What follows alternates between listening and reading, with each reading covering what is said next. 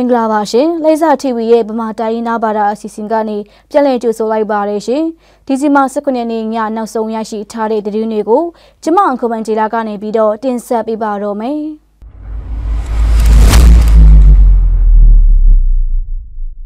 စာမော်ဒေတာမှာစစ်ကော်မရှင်တက်ကပြုလုပ်သွားမဲ့ရွေးကောက်ပွဲတွေမိထေပါဝင်ခြင်းမရှိတဲ့ဒေတာခံပြည်သူတွေကိုအရေးယူဆောင်ရွက်သွားမယ်ဖြစ်ကြောင်းဒေတာခံပြည်သူတွေသတင်းပေးပို့ချက်အရသိရပါတယ်စာမော်ဒေတာတွေတက်ဆွဲထားတဲ့ခမာရ383 384တက်တွင်အဆိုပါနေရာများတွင်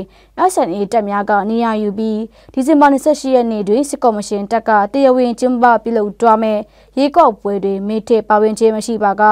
ရွာကိုမိရှို့ဖြစ်စီပစ်မယ်လို့ဒေတာခံပြည်သူတွေကိုချင်းချောက်တာတွေပြုလုပ်ကြောင်းသိရပါတယ်စစ်ကော်မရှင်တက်ခမာရ383 384တွင်နေရာယူထားတဲ့စစ်ကော်မရှင်တက်နဲ့ SNA တက်များကသူတို့နေရာချထားတဲ့ဂိတ်များတွင်အတင်းအကျပ်စစ်ဆေးတာတွေလှုပ်ဆောင်နေပြီးဒေသခံပြည်သူတွေရှိရာကျေးရွာအနီးပတ်ဝန်းကျင်ဘက်ကိုအချိန်အခါမရွေးလက်နက်ကြီးများဖြင့်ရန်တမ်းပစ်ခတ်တာတွေလှုပ်ဆောင်နေတာကြောင့်ဒေသခံပြည်သူတွေကြောက်လန့်တကြားနေတာနေထိုင်နေရကြောင်းသိရပါတယ်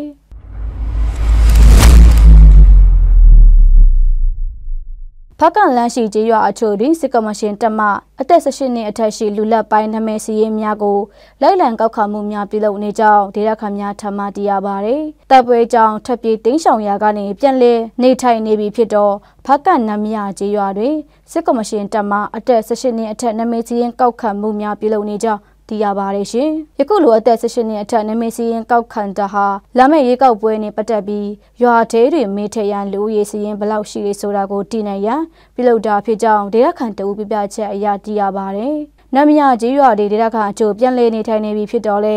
အများစုဟာတိုက်ပွဲပြန်၍ဖြစ်ပေါ်လာမည်ကိုစိုးရိမ်နေကြပြီးနေအိမ်များပျက်စီးသွားပြီဖြစ်တော့ကြောင်းပြန်လာနေထိုင်ရန်လည်းခက်ခဲနေတဲ့စစ်ဆောင်များရှိနေကြောင်းသိရပါတယ်။နားဆင်ခဲ့ကြတော့မိဘဗီဒီယိုများအားလုံးကိုစိတ်နှပြရှင်လန်းချမ်းမြေ့ကြပါစေရှင်